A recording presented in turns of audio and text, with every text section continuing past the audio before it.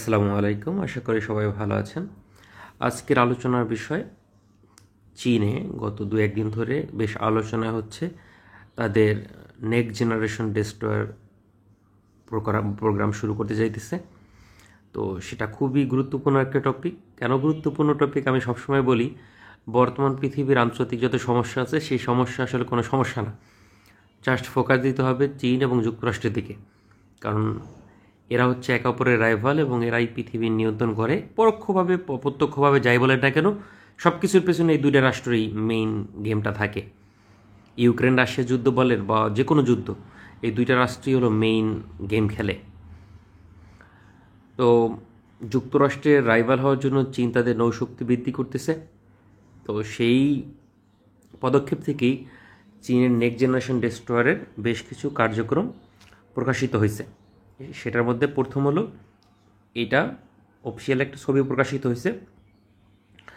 এখন বলতে পারেন এটা কি আসলে। এটা হলো চীনের নেক্সট জেনারেশন ডেস্ট্রয়ারের একটা হাল ডিজাইন, ভিজুয়াল ডিজাইন আর কি। এর সম্পর্কে কিছু স্পেসিফিকেশন দিছে। এটা লম্বা হবে ডেস্ট্রয়ারটা 165 মিটার, ওয়াইড মানে চওড়ায় হবে হলো আপনার 19.6 মিটার, প্রায় 20 মিটারের মতো। আর গভীরতায় ড্রাফটে থাকবে হলো 14 মিটারের মতো। আর ডিসপ্লেসমেন্ট হবে 6,800 টন। 6,800 টন। এখন অনেকের মাথায় মানে অনেক কিছু করতে পারে। 6,800 টন এটা তো খুবই কম। আসলে এটা কম না। যেমন ধরেন আমরা দেখাইতেছি, এটা হলো ছবিতে যেটা দেখতে পাচ্ছেন, এটা হলো চীনের 052D সিরোনির ডেস্ট্রয়ার 052D। এই ডেস্ট্রয়ারের ডিসপ্লেসমেন্ট কত? মাত্র 6,000 টন। কিন্তু এটার ফুল লোডের অবস্থা, অর্থাৎ মিসাইল সহ অন্য অন্য রসদ যোগ করার পরে এটার ডিসপ্লেসমেন্ট হয় ফুল লোডেড অবস্থায় 7,500 টন পর্যন্ত। আর ওইটা যেটা দেখাইলাম 6,800 টন, তাহলে এটার ডিসপ্লেসমেন্ট কত হবে? 8,500 থেকে 9,000 টন। হ্যাঁ, অর্থাৎ যুক্তরাষ্ট্রে যে আর্লে বাঘ শ্রেণীর ডেস্ট্রয়ার আছে সেই ডেস্ট্রয়ারের সমান। এখন আপনারা হয়তো উইকিপিডিয়া বা অনেক তথ্য দেখতে পারেন যে যুক্তরাষ্ট্রের ডেস্ট্রয়ার তো 10,000 টন। আসলে 10,000 টন না, যুক্তরাষ্ট্রের টন এবং মেট্রিক টনের মধ্যে পার্থক্য আছে। তো সেই হিসেবে যুক্তরাষ্ট্রের ডেস্ট্রয়ারও এই যে এই ক্যাটাগরিতে, অর্থাৎ চীনের যে নেক্সট জেনারেশন ডেস্ট্রয়ার আসতেছে সেই ক্যাটাগরিতে। এখন নেক্সট জেনারেশন ডেস্ট্রয়ার কেন 8,500 থেকে 9,000 টন ডিসপ্লেসমেন্টের হইতে যাইতেছে? কেন? চীনের তো ইতিমধ্যে আপনার এর থেকে পাওয়ারফুল ডেস্ট্রয়ার আছে, যেমন 055 ডেস্ট্রয়ার, যেটা ফুল লোডেড অবস্থায় প্রায় 13,000 টন। তো সেই বিষয় নিয়ে বিস্তারিত আলোচনা করব, বুঝতে পারবেন সঙ্গে থাকলে, এবং জিও পলিটিক্সটাও আলোচনা করব। ছবিতে যেটা দেখতে পাচ্ছেন এটা 052D শ্রেণীর ডেস্ট্রয়ার। এটা অ্যাকচুয়ালি ডিএল ভেরিয়েন্ট, ঠিক আছে। ডি শ্রেণীর মধ্যে 52D শ্রেণীর মধ্যে দুইটা ভেরিয়েন্ট আছে, একটা ডি, একটা হচ্ছে ডিএল। এই দুইটার মধ্যে পার্থক্য কি? আসলে সাইজ ওয়াইজ তেমন কোনো পার্থক্য নাই। পার্থক্য সামান্য একটা আছে, সেটা হলো ডি শ্রেণীর যে ডেস্ট্রয়ারগুলো ছিল সেইগুলোতে আপনার এই শ্রেণীর ডি বা ডিএল শ্রেণীর মোট আপনার 26টা জাহাজ বর্তমানে অ্যাক্টিভ সার্ভিসে আছে। আর বিভিন্ন তথ্য নেই যে 8 থেকে 10টার মতো সি ট্রাইলে আছে, যেটা ডিএল ভেরিয়েন্ট আর কি। তো এর মধ্যে 12টা আছে, 26টা অ্যাক্টিভের মধ্যে 12টা আছে শুধু ডি ভেরিয়েন্ট। তো 12টার পরে কেন এল ভেরিয়েন্ট তৈরি করার কারণ হচ্ছে দেখেন এখানে হেলিকপ্টার ডেক, লম্বা হেলিকপ্টার ডেক, এবং এখানে কি আছে, Z-20 হেলিকপ্টার আছে, ঠিক আছে, NT-7 হেলিকপ্টার। তো আগের ভেরিয়েন্টেরগুলো কি ছিল, ছোট হেলিকপ্টার ডেক ছিল, যে কারণে Z-9 নামক একটা হেলিকপ্টার ওখানে ল্যান্ডিং করতো, যেটার ক্যাপাবিলিটি এটার তুলনায় অনেক কম। এটা 10 টন ক্যাটাগরির একটা হেলিকপ্টার, আর Z-9 হয়েছে আপনার 6 টন ক্যাটাগরির একটা হেলিকপ্টার। তো যুক্তরাষ্ট্রের বরাবর হয়েছে আর কি ডিএল ভেরিয়েন্টে। এবং ডিএল ভেরিয়েন্টে আরও কিছু ইম্প্রুভমেন্ট আনছে, যেমন ধরেন এনটি স্টেলথ রাডার সিস্টেম এখানে যুক্ত করছে, লং রেঞ্জের আল্ট্রা ফ্রিকোয়েন্সি। এবং এই যে দেখেন এটা হলো ডুয়াল প্যানেলের একটা রোটেটিং রাডার অ্যাড করছে। এটার রেঞ্জ খুব একটা বেশি না, সম্ভবত 250 কিলোমিটার সামথিং এরকম হবে। এটা মূলত সি স্কিমিং মিসাইলগুলোকে ডিটেক্ট করে। আর এখানে অ্যাড করছে দেখেন চীনের নিজস্ব অ্যাক্টিভ রাডার সিস্টেম, যেটা 346A ভেরিয়েন্ট। এটা হ্যাঁ, এ ভেরিয়েন্টের রাডার এখানে ইউজ করে, যেটা রেঞ্জ আপনার ওই 450 কিলোমিটারের মতো। তো ডি ভেরিয়েন্টও এটাই ছিল। তো প্রায় সেম ক্যাটাগরি, তাতে 7500 টন। এর সাকসেসর হলো আনছে নেক্সট জেনারেশন ডেস্ট্রয়ারে। এখন সাকসেসর কেন আনা প্রয়োজন হলো, যে এটা থেকে কিছুটা আপগ্রেড ডেস্ট্রয়ার কেন আনা প্রয়োজন হইল, মানে এই সময়ে এই ডিজাইনটা কেন আনার প্রয়োজন হইল। এবং এই ডিজাইনটা যে আনছে শুধুমাত্র তা না, এর পিছনে কাজও করতেছে। চীনের নেক্সট জেনারেশন নেভাল গানও তৈরি করতেছে। ওই সামনে যে বন্দুকটা থাকে দেখেন আপনারা, সাধারণত 130 মিটার থাকে, তো নতুন বন্দুক হবে 155 মিলিমিটার। তো বিশাল সেলফ প্রোপেট হাউজার যেরকম থাকে ওরকম মানে ব্যাপক ধ্বংস ক্ষমতা সম্পন্ন আপনার মেইন গান ইউজ করবে। এবং সেই মেইন গানের ছবিও প্রকাশিত হয়েছে, এই দেখেন অরিজিনাল ছবি 155 মিলিমিটারে। তো এটা একটা বড় ব্যাপার আসলে, যে এই বিষয় শুধু মানে যে ছবি প্রকাশিত হয়েছে তা না, এর পিছনে পিছনে কাজ শুরু হয়েছে আসলে অনেক বছর আগে থেকেই। অর্থাৎ বলতে পারেন আজকে যে ইফেক্টটা আমরা দেখতে পেতেছি সেই ইফেক্টের পিছনে কাজও শুরু হয়েছে কমসে কম 5 বছর পূর্বে, অর্থাৎ 2018-19 সালের দিকে। তো নতুন ডেস্ট্রয়ার কেমন হবে, 9000 টন ডেস্ট্রয়ারটা আসলে কেমন হবে। তো এইটা একটা কনসেপ্ট ছবি, বলতে পারেন এরকমই হবে বলা যায় মোরাললেস।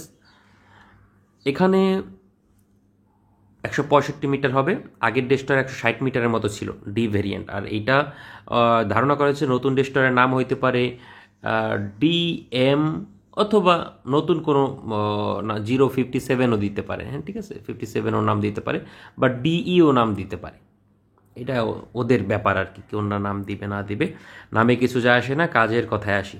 তো দেখেন এখানে স্টেলথি বাড়াইতে যে কি করছে, এন্টি স্টেলথ রাডার এখানে দেয়নি, তার পরিবর্তে এখানে অ্যাড করছে এন্টি স্টেলথ রাডার। এই দেখেন আরও অ্যাডভান্স সিস্টেমে প্যানেল রাডার যুক্ত করছে এখানে, হ্যাঁ। আর এই যে 346 রাডার ছিল, হ্যাঁ 46A, সরি এ রাডার ছিল, তার পরিবর্তে 055 ডেস্ট্রয়ারে যে রাডার আসছিল একটু আপগ্রেড ভেরিয়েন্ট, বি ভেরিয়েন্ট, যেটা আরও বেটার রাডার, সেই রাডার হলো আপনার নতুন ডেস্ট্রয়ারে যুক্ত করবে। এছাড়াও মেইন কিছু পরিবর্তন আসবে, যেমন ধরেন এখানে 32টা ভিএলএস, এবং কিছু গণমাধ্যমের তথ্য অনুযায়ী এখানেও 32টা ভিএলএস, অর্থাৎ 052D শ্রেণীর ডেস্ট্রয়ারে যেমন আপনার 7500 টন হওয়ার পরেও 64টা ভার্টিক্যাল লঞ্চ ছিল, এখানে 64টাই থাকবে। পরিবর্তন আসবে এখানে মেইনলি আপনার গ্যাস টারবাইন ইউজ হবে, ওদের MT-30 মতো একটা ইঞ্জিন আছে নিজস্ব, সেটা ইউজ করতে পারে, অথবা 40 ইঞ্জিন ইউজ করতে পারে, যেগুলো খুবই পাওয়ারফুল ইঞ্জিন। এবং ইঞ্জিন কেন দরকার, ওশেন গোয়িং শিপের জন্য ইঞ্জিনের পাওয়ারটা খুবই দরকার, এবং পাওয়ার সাপ্লাই বেটার থাকলে ওয়েপনের রাডার ক্যাপাবিলিটি এবং সব কিছুতে গতি বাড়ে, সব কিছুতেই মানে একটা পারফরমেন্স বৃদ্ধি পায়। জাহাজের শুধুমাত্র ফায়ার পাওয়ারই সব কিছু নয়, আপনার জাহাজের ইঞ্জিন কিন্তু খুবই গুরুত্বপূর্ণ একটা এলিমেন্ট। তো সেখানে পরিবর্তন আসবে, এবং বড় জাহাজ হওয়ার ফলে কি হবে, বেশি রসদ নিতে পারবে। আরেকটা পরিবর্তন আসবে, সেটা হলো আপনার যে ক্রু আছে, ক্রুরা মানে কমফোর্টেবলি এখানে বসবাস করতে পারবে। কারণ একটা বড় মানে ওশেন গোয়িং শিপ যেগুলা সাগর থেকে মহাসাগরে ঘুরে বেড়ায়, তাদের জন্য কমফোর্টেবলি চলাফেরার মতো একটা অ্যাবিলিটি থাকা প্রয়োজন। কিন্তু নেটিজেনরা এক্ষেত্রে একমত নয় যে 64টা ভিএলএসই থাকবে, এবং প্রবাবলি আপনার ভিএলএসের সংখ্যা বাড়বে, আরও অনেক বাড়বে, এবং সেটাই সঠিক হওয়ার সম্ভাবনা বেশি। এটা হলো দ্বিতীয় আর একটা ছবি, প্রায় কাছাকাছি মানের ছবি, কিন্তু এখানে পার্থক্য হলো আপনার এখানে 48টা ভিএলএস দিচ্ছে, এবং এখানে দিচ্ছে 32টা ভিএলএস, অর্থাৎ টোটাল যদি প্লাস করি 80টা ভিএলএস হয়। তো 80টা ভিএলএস এটা আসলে জাস্টিফাই, যে না আগে 7500 টনের ডেস্ট্রয়ারে 64টা ছিল ভার্টিক্যাল লঞ্চার, এখন যদি 9000 টন ক্যাটাগরির একটা ডেস্ট্রয়ারে 80টা থাকে, ঠিক আছে, কারণ 25% বাড়ছে, 25% মানে ভালো অবস্থান কিন্তু। আর চীনের ভিএলএসগুলো আপনার অনেক বড়, 850 মিলিমিটার, হ্যাঁ। আর যুক্তরাষ্ট্রের ভার্টিক্যাল লঞ্চারগুলো সম্ভবত 635 মিলিমিটার এরকম, মানে ছোট তুলনামূলকভাবে। সেক্ষেত্রে চীন অনেক বড় মিসাইল এখানে ইউজ করতে পারে, যার ফায়ার পাওয়ার বেশি হয়, এবং এটাই সঠিক। তো 80টা ভিএলএস ইজ পারফেক্ট, নিঃসন্দেহে পারফেক্ট। আর রাডার সব কিছু যেটা আগেই বর্ণনা করছি সেরকম থাকবে। আর মেইন গান হিসেবে এখানে চেঞ্জ আসতে পারে, এখানে আপনার ওই যে 155 মিলিমিটার হেভি গান ইউজ হবে। 155 মিটার গান ইউজ হলে এর কিছু পজ অ্যান্ড কোনস আছে, সেটা কি, আপনার ধরেন এটা 1 মিনিটে 40 রাউন্ড ফায়ার করতে পারে, মানে বুলেট। কিন্তু 155 মিলিমিটার হলে সেটা 6 থেকে 8 রাউন্ড ফায়ার করতে পারবে ম্যাক্সিমাম। কিন্তু তার ফায়ার পর তার ক্যাপাবিলিটি, তার সক্ষমতা অন্যরকম হবে, ডিফারেন্স, মানে দুইটার সাথে মেলবে না, দুইটার রোল আলাদা হবে। চীন হয়তো সেটাই চাচ্ছে যে সেটার রোল আলাদা হোক। তো 9000 টন ডেস্ট্রয়ার হইলে এটা কিন্তু যুক্তরাষ্ট্রের যে আর্লে বাগ সিরোনির ফ্লাইট 3 ডেস্ট্রয়ারগুলো আছে তার থেকে মানে কোনো কনটেক্সে এগিয়ে থাকবে, কোনো কনটেক্সে পিছিয়ে থাকবে। কারণ যুক্তরাষ্ট্রের বাগ ডেস্ট্রয়ারে 96টা ভিএলএস আর এখানে থাকবে 80টা ভিএলএস। পার্থক্য হইতেছে এদের ভিএলএসে আপনার ক্যাপাবিলিটি বেশি থাকবে, মানে মিসাইলের ফায়ার পাওয়ার বেশি থাকবে। যেমন ওয়াই যে 21 হাইপারসোনিক মিসাইল আছে 1800 কিলোমিটার বা 2000 কিলোমিটার রেঞ্জের, ওই ধরনের কোনো মিসাইল কিন্তু যুক্তরাষ্ট্রের বহরে নাই, বা যুক্তরাষ্ট্রের ডেস্ট্রয়ারগুলো অপারেট করে না। তো সেইগুলো এটা অপারেট করবে। আর আপনার সেন্টার অফ গ্র্যাভিটিও এখানে মেনটেন করতে পারবে ভালোভাবে। কারণ বড় জাহাজ মানে হইতেছে কি, আপনার অনেক সুবিধা আর কি। বড় জাহাজ মানে রেঞ্জ বেশি, শক্তিশালী ইঞ্জিন, রাডার ক্যাপাবিলিটি বেটার, ক্রুদের কমফোর্ট বেশি, সেন্টার অফ গ্র্যাভিটি ভালো, গতি ভালো, মানে শুধুমাত্র ফায়ার পাওয়ারই সব কিছু নয়, ঠিক আছে? অনেক বিষয়কে যুদ্ধজাহাজের ক্ষেত্রে বিবেচনা করা হয়। তো এটা যুক্তরাষ্ট্রের একটা রাইভাল হবে, এবং পরিকল্পনা হচ্ছে যুক্তরাষ্ট্রের যে এই ধরনের মোরাললেস আপনার বড় সংখ্যক একটা জাহাজ তৈরি করবে। কতগুলো জাহাজ তৈরি করবে এই সম্পর্কে একটা ধারণা পাওয়া গেছে। বর্তমানে চীনের ফ্লিটে প্রায় 37টার মতো 050-52D সেরোডের বিভিন্ন ভেরিয়েন্টের 7500 টন ক্যাটাগরির জাহাজ অলমোস্ট আপনার 37টা তৈরি হয়ে গেছে, অলরেডি তৈরি হয়ে গেছে। হয়তো ভবিষ্যতে সবগুলো অ্যাড হবে। আর অ্যাক্টিভ আছে 26 থেকে 27টার মতো। তার মানে বোঝা যায় 10টার মতো সি ট্রায়ালে আছে বিভিন্ন ফেজে, বা আউটফিটিং অবস্থায় আছে। তো এইটা হয়তো বা 40টার মতো হবে। আর ভবিষ্যতে ওদের যে আরও কিছু জাহাজ আছে, যেমন সোব্রেমিনি ক্লাস, সম্ভবত রাশিয়ার 4টা জাহাজ আছে। এছাড়াও আছে আপনার 052 এবং 051C, এই জাহাজগুলোকেও রিপ্লেস করতে হবে। এবং ভবিষ্যতে এই যে 40টা জাহাজ, এগুলোকেও পর্যায়ক্রমে রিপ্লেস করতে হবে। সব মিলিয়ে 50টার মতো জাহাজ চীনের রিপ্লেস করতে হবে, মানে পর্যায়ক্রমে একটু আপগ্রেড। এগুলোরও আপগ্রেড হবে আস্তে আস্তে। এটা 9000 টন হয়েছে, এই 9000 টন থেকে একটু বাড়বে, কমবে, এরকম, বা কমবে না, মানে বাড়বে, এদিক ওদিক হবে। তো 50টার মতো এই ধরনের জাহাজ তৈরি হবে। এখন অনেকের প্রশ্ন আসতে পারে, অনেকের প্রশ্ন অলরেডি চলে গেছে আশা করা যায়, যে 055 ডেস্ট্রয়ার থাকতে চীনের কেন এই নতুন ভেরিয়েন্ট তৈরি করার প্রয়োজন পড়লো কস্ট। 055-এ কিন্তু আপনার 13,000 টন এবং 112টা ভিএলএস আছে। তো 112টা কিন্তু অনেক ভিএলএস, ঠিক আছে? কিন্তু 13,000 টন থেকে কম হওয়ার পরে ওই যে দেখেন সিরিয়াল আছে, যেমন ট্রাইকন্ডো ক্লাস ক্রুজার যুক্তরাষ্ট্র 122টা ভিএলএস, মাই ক্লাস ডেস্ট্রয়ার জাপানের 10,000 টন হওয়ার পরেও 96 ভিএলএস। তারপরে সেজং দ্য গ্রেট ক্লাস দক্ষিণ কোরিয়ার, সেখানে দেখেন 10,000 টনের মতো জাহাজ, অথচ 128টা ভিএলএস সবচেয়ে বেশি। আর্লে বাগ সিরোনির ডেস্ট্রয়ার যেটা যুক্তরাষ্ট্রের 96টা ভিএলএস, 9,200 টন, যে আপনাদের বলছিলাম। তো তারপরে হোবার্ট ক্লাস যেটা অস্ট্রেলিয়ার, তো এখানে 48টা ভিএলএস দিচ্ছে। এটা আসলে কাউন্টেবল না অতটা, টোটাল 56টা। তো যাই হোক, এটা কোনো ব্যাপার না। কিন্তু এখানে কম হওয়ার কারণ ওই যে বললাম যে ওদের ভিএলএস সাইজ অনেক বড়, অনেক বড়। আপনার 850 মিলিমিটার কোথায় রয়েছে, আর যুক্তরাষ্ট্রের যে মার্ক 41 ভিএলএস এরা সবাই ইউজ করে, যেগুলো হচ্ছে 650 মিটারই হবে, 35 মিটার আসলে মিলিমিটার। তো সেক্ষেত্রে 200 মিলিমিটারের বেশি পার্থক্য। তো সেক্ষেত্রে ফায়ার পাওয়ারটাও ওরকম হবে। তো এর 055 ডেস্ট্রয়ারের কস্টও অনেক বেশি। 055 একটা ডেস্ট্রয়ার তৈরি করতে আপনার খরচ হয় হলো $900 মিলিয়ন। মানে এটা তৈরি করতে কস্ট, মানে শুধু। আর 052D সিরোনি জাহাজ তৈরি করতে 450 মিলিয়ন খরচা হয় চায়নার। তো এটার আপগ্রেড ভেরিয়েন্ট তৈরি করতে আরও মানে কারণ 50 মিলিয়ন বাড়বে, তো 500 মিলিয়ন খরচা হবে। আর এখানে তো এর অলমোস্ট কি ডাবল ব্যয় হয়, 90% বেশি। তো নতুন ডেস্ট্রয়ার তৈরি করার পরেও 90% বেশি ব্যয় হবে। আর দুইটার রোল আলাদা। এত বড় জাহাজ চীনের দরকার নাই, কস্ট ইফেক্টিভ জাহাজ চীনের তৈরি করতে হবে। কারণ আপনার বর্তমানে যে ক্যাপাবিলিটি মিসাইলের, তো জাহাজ ধ্বংস হবে, এটা স্বাভাবিক। তো ধ্বংস হইলে, বড় জাহাজ ধ্বংস হলে ক্ষতিও বেশি। তো সে কারণে আসলে এত বড় জাহাজ এবং এত কস্টলি জাহাজ চীন চাইতেছে না মাস প্রোডাকশন করতে ওইভাবে, যে 50টার মতো তৈরি করা। এটা আসলে অসম্ভব প্রায়। যেমন যুক্তরাষ্ট্র আপনার Zumwalt class destroyer cruiser actually 16,000 ton ডিসপ্লেসমেন্টের তৈরির পরিকল্পনা ছিল যে প্রায় 30-40টা তৈরি করবে, কিন্তু শেষ পর্যন্ত তৈরি করছে কয়টা? মাত্র তৈরি করছে 3টা, এবং বাদ বাকি প্রজেক্ট ক্যান্সেল করে দিছে অতিরিক্ত কষ্টের কারণে। তো চীনের এইটার কস্ট হয়তো ওরকম অতিরিক্ত না, হয়তো না, আসলে অতিরিক্ত না, একটা বেসিক পর্যায়ে আছে। 900 মিলিয়ন খুবই কম। যেমন ইউএসের আর্লে বাগ ডিস্ট্রয়ের মূল্য 2.5 বিলিয়ন, হ্যাঁ, 2.5 বিলিয়ন, আর এখানে 900 মিলিয়ন। তো 1000 billion is equal to 1 billion.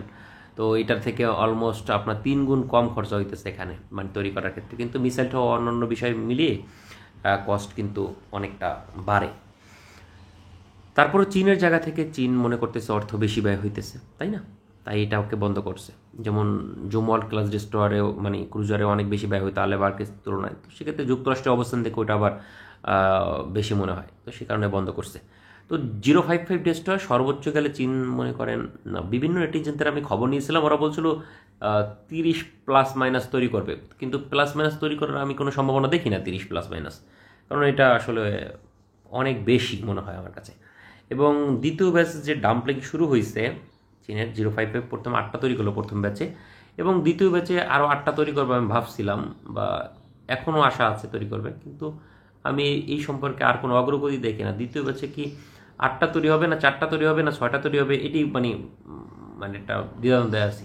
4টা তৈরি হইতেছে এটা কনফার্ম হয়ে গেছি আমি, কিন্তু 6টা হবে নাকি 8টা হবে, নাকি 4টায় সীমাবদ্ধ থাকবে, অর্থাৎ 12টার পরে আর তৈরি করবে না, সেটা মানে বলা খুবই মুশকিল। আর যদি না তৈরি করে সেটাও একটা মানে নেগেটিভ দিক, কারণ চায়নার এত রিসার্চ অ্যান্ড ডেভেলপমেন্ট এই প্রকল্পের পিছনে, সেক্ষেত্রে এই ধরনের বড় জাহাজ দরকার চায়নার, কমসে কম হইলেও আপনার 24টা, অ্যাটলিস্ট 24টার মতো এই ধরনের জাহাজ দরকার। কারণ ওদের প্রতিদ্বন্দ্বী দেশগুলা, যেমন জাপান, 16,000 টনের ডিসপ্লেসমেন্টের ডিস্ট্রয়ার তৈরি করতেছে, 4টা, প্রথমে 2টা, পরবর্তীতে আর 2টা তৈরি করবে। দক্ষিণ কোরিয়াও সেম ধরনের অ্যাটেম্প নিতেছে। তো সেক্ষেত্রে আবার যুক্তরাষ্ট্র আবার বিপরীত অ্যাটেম্প নিতেছে। যুক্তরাষ্ট্র কিন্তু তাদের এই যে 96 বিএলএস থেকে 64 বিএলএসে ব্যাক করতেছে, মানে ছোট জাহাজ তৈরি করবে তুলনামূলক কিছুটা, যেগুলো 8,000 টন প্লাস ডিসপ্লেসমেন্টের হবে, কিন্তু ক্যাপাবিলিটি বাড়বে। ক্যাপাবিলিটি বাড়াটাই মেইন কথা। আপনারা মনে করতে পারেন যে ফায়ার পাওয়ার সব কিছু, আসলে তা না। ফায়ার পাওয়ার সব কিছু নয়, জাহাজের মানে অনেক বিষয় আছে। গতি থাকতে হবে জাহাজের, তারপরে ইঞ্জিনের পাওয়ার বেশি থাকতে হবে, কারণ ইঞ্জিনের পাওয়ার বেশি থাকলে এই রাডার ভালোভাবে কাজ করবে, আর না রাডার ভালোভাবে কাজ করে না, প্রচুর পাওয়ার হাঙ্গরি কিন্তু রাডার। এরপর স্পেস বেশি থাকতে হবে জাহাজের, মানে ক্রুরা যাতে আরামে ঘুমাইতে পারে, খাইতে পারে, সুন্দর জীবনযাপন করতে পারে, টিভি দেখতে পারে, মানে আনন্দ বিলাস করতে পারে, সেটা খুবই দরকার। কিন্তু আপনারা মনে করেন পারেন অনেকে যে এটার বোধহয় দরকার নেই, আসলে এরকম না, এটা অবশ্যই দরকার। আর নয় আপনার ক্রুরা ভালোভাবে এফোর্ট দিতে পারবে না জাহাজের পিছনে, এটা হয় না। কারণ এটার ক্ষেত্রে পারফেক্ট এক্সাম্পল আছে যুদ্ধের ক্ষেত্রে। আপনার ক্রু যদি ভালো করে ঘুমাইতে না পারে, সে ডিউটি করবে কীভাবে? ভালো ডিউটি করতে পারবে না। যেমন যখন পার্ল হারবারে আপনার আক্রমণ করলো জাপানিরা, সে যুক্তরাষ্ট্রের, তখন হাওয়াইতে, তখন অনেকে কিন্তু আপনার ঘুমাইতেছিল, কারণ ওদের ভালো ঘুম হয় নাই। তো ওরকম আপনার ফ্যাসিলিটি দিতে হবে আসলে জাহাজে, শুধুমাত্র প্রেশার দিলে হবে না। সে সৈনিক বলে তাদেরকে সবসময় প্রেশারে রাখতে হবে, বিষয়টা সঠিক না। মাঝে মাঝে তাকে লাক্সারি দিতে হবে, যদি অ্যাবিলিটি থাকে কেন দিবেন না?